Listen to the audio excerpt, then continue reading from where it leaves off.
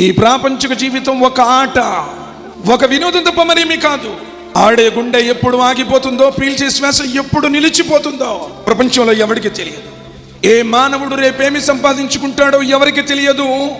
ఏ భూభాగంలో నీకు చావొచ్చిందో కూడా నీకు తెలియదు. జానడి గర్భాన్ని జగమంతగా చేసి ఆ కటిక చీకట్లో నిన్ను తయారు చేసినటువంటి ఆ స్వామి సమాధి గర్భంలో మరలా నిన్ను లేపుతాడు, నిన్ను ప్రశ్నిస్తాడు. మరి రబ్బుక మా నబియుక మా దీనుక మున్కిర్ నకిర్ వస్తారో, ఎవరు నీ స్వామి? లేదంటే మా తాతోళ్ళందరూ ఫలానా బాబా గారి దగ్గర పోయారు, ఫలానా దర్గా దగ్గర పోయాం అంటే ఒప్పుకుంటారా?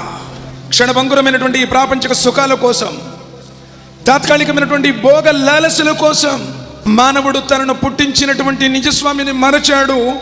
తాను అనుసరించాల్సినటువంటి దైవ ధర్మాన్ని విడనాడాడు.